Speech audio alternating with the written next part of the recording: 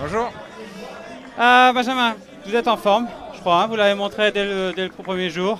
Et aujourd'hui, on a une étape qui pourrait être pas mal. Ouais, une étape qui pourrait me plaire. Je pense que ça va être une belle bagarre au début pour l'échapper.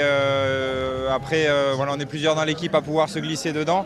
Et sinon, je miserais plutôt sur le final, essayer de suivre les punchers qui attaqueront dans la bosse et pourquoi pas profiter d'une contre-attaque derrière. Et je pense que ça va être une journée difficile pour les sprinters avec la chaleur, la distance. Donc ça pourrait être une journée sympa. Il y a le scénario de l'échappée d'un côté, effectivement. S'il n'y a pas d'échappée, s'il y a des reprises, comment on voit le final? Il n'est pas facile, hein?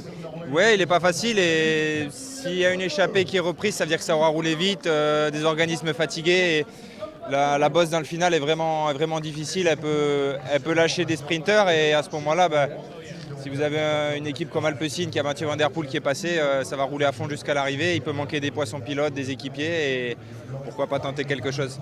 Comment on va décider quelle est la meilleure stratégie, l'échappée ou ce final un peu difficile? Ouais, ça va dépendre du début de course. On va vite comprendre quelles équipes sont intéressées, quels coureurs.